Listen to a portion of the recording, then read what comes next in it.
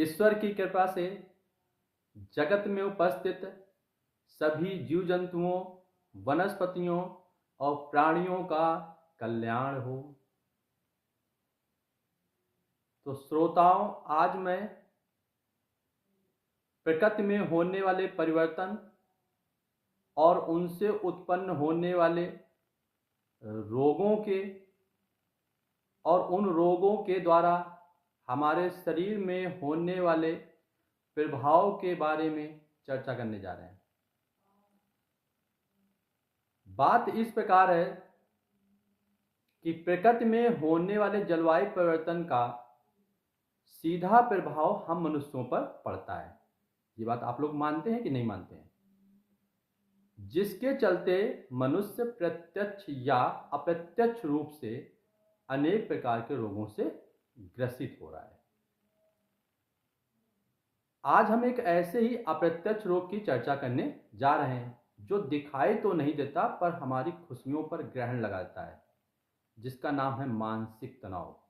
ये वर्तमान की एक सबसे बड़ी समस्या बनती जा रही है, जिसके चलते हमारे रिश्ते, हमारा सुख, सब कुछ खत्म होता जा रहा है।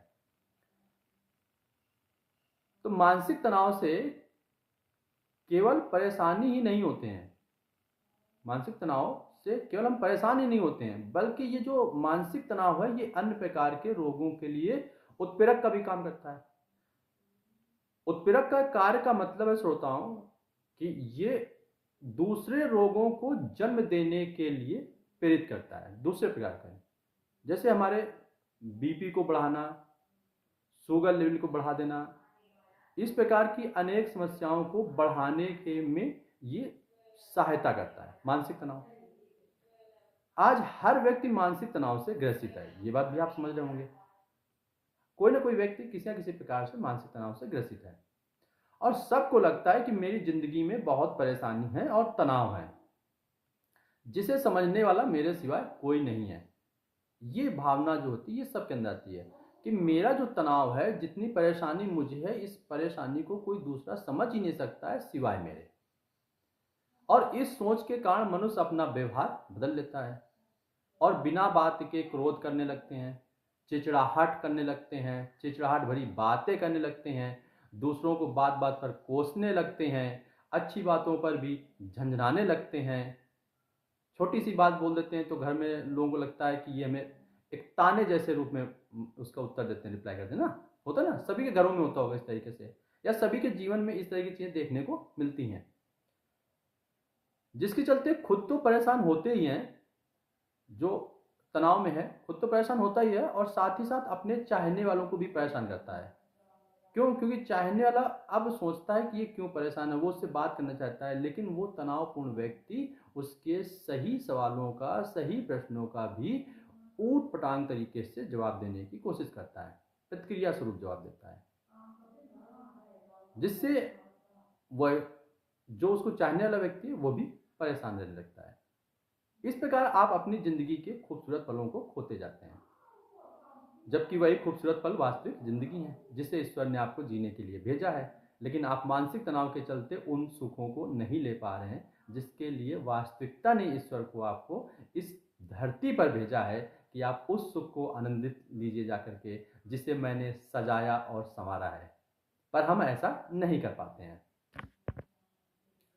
और साथियों, एक और बात है कि हम इस तनाव को कम करने के लिए भी कुछ उपाय करने की कोशिश करते हैं। जैसे आज हम लोग अस्थायी साधनों का प्रयोग करते हैं। अस्थायी मतलब होता है कुछ समय के लिए हम उन साधनों के द्वारा अपने तनाव को कम कर लेते हैं। जैसे मोबाइल चलाना, और मोबाइल चला के उसमें ही करके हंसना, या फिर अपने अपने आप में मुस्कुराना, या फिर लोगों की बुराई करना, एकांत में बैठ करके बड़े बड़े घड़ियाली आंसू टाइप के निकालना, रोना, भावुक होना। घड़ियाली मतलब बड़े आंसुओं से है, घड़ियाली नहीं कह सकते हम। एकांत में बैठकर रोना, भावुक होना, खुद को कोसना और यह मान लेना कि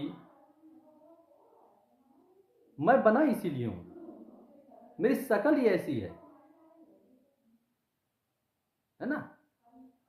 या फिर हम किसी काम को करके अपने आप को व्यस्त रखने की कोशिश करते हैं। इस प्रकार के अनेक उपाय करने की कोशिश करते हैं जिससे हमें लगता है कि हमारा तनाव कम हो गया है, लेकिन ये तनाव कुछ समय के लिए कम होता है, लेकिन यह पुनः बुखार की तरह चढ़ता है और पहले से ज़्यादा परेशान करता है साथियों।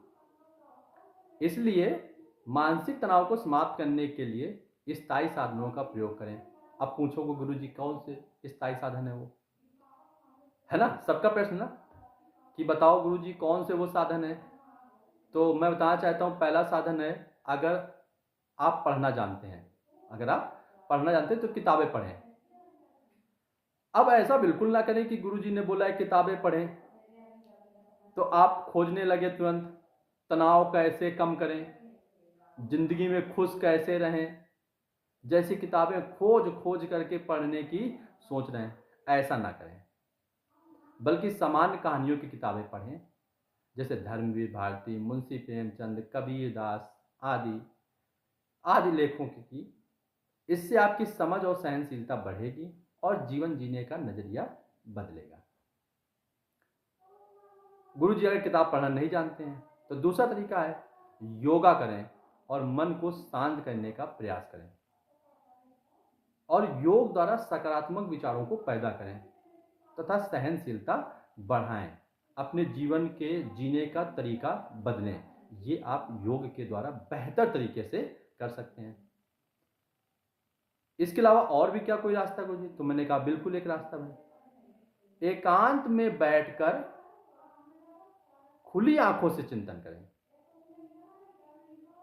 यह चिंतन, अच्छा हाँ, ये जो पॉइंट मैं बता रहा हूँ कि एकांत में बैठकर खुली आंखों से चिंतन करें, इस पर हम जो है आगे चर्चा करेंगे।